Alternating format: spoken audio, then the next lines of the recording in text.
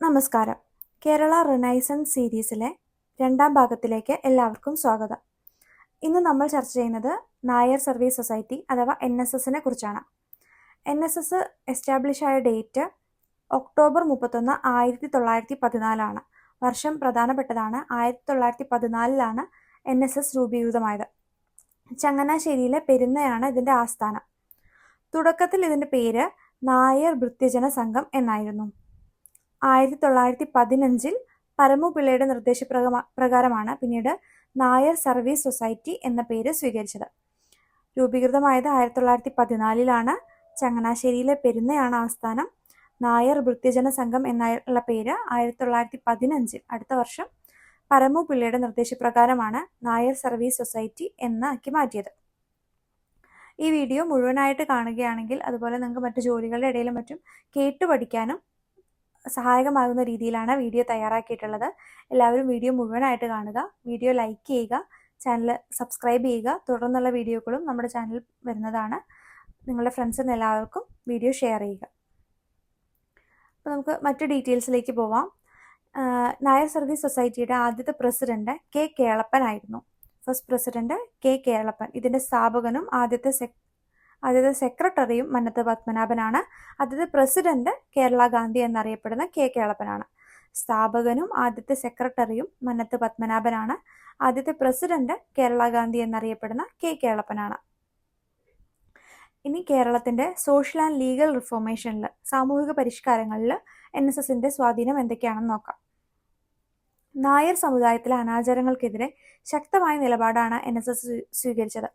താലികെട്ട് കല്യാണം, തിരണ്ടുകുളി തുടങ്ങിയ ദുരാചാരങ്ങൾ നിർത്തലാക്കാൻ മന്നത്ത് പത്മനാഭൻ ആഹ്വാനം ചെയ്തു. ഇത്തരം ചടങ്ങുകൾക്ക് ചിലവാകുന്ന പണം വിദ്യാഭ്യാസ സ്ഥാപനങ്ങൾ തുടങ്ങാൻ ഉപയോഗിക്കണമെന്ന് അദ്ദേഹം പറഞ്ഞു. 1925 നായർ റെഗുലേഷൻ ആക്ട് സമുദായത്തിൽ വലിയ മാറ്റം കൊണ്ടുവന്നു. മരുമക്കത്തായം അവസാനിപ്പിച്ച് മക്കത്തായം നടപ്പിലാക്കാൻ ഇത് സഹായിച്ചു.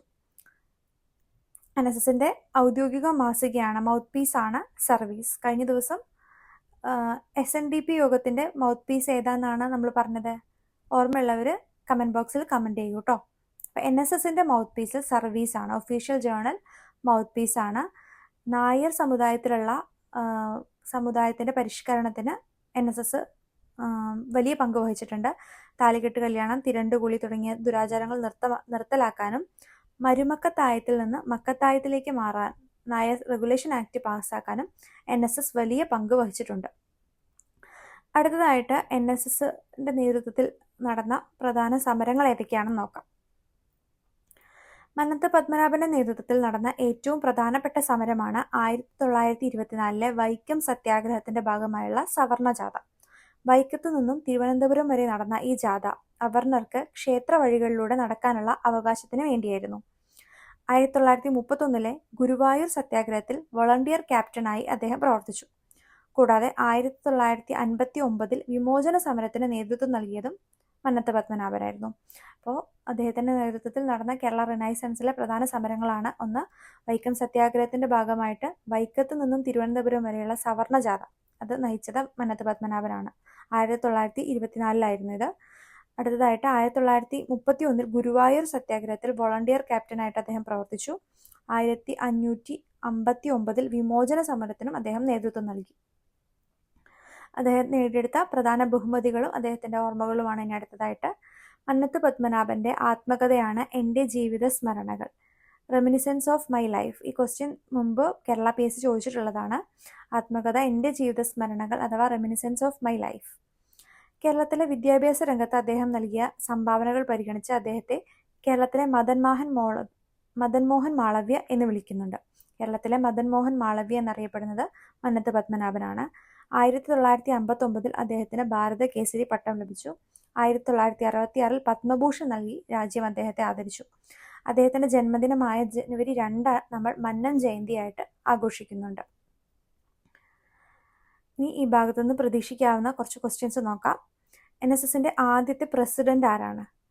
ഉത്തരം K. കേളപ്പനാണ്. മന്നത്ത് പത്മനാഭന്റെ നേതൃത്വത്തിൽ സവർണ ജാഥ നടന്ന വർഷം ഏതാണ്? വൈക്കം സത്യാഗ്രഹം ആരംഭിച്ച 1924 തന്നെയാണ് സവർണ ജാഥ നടന്ന വർഷം.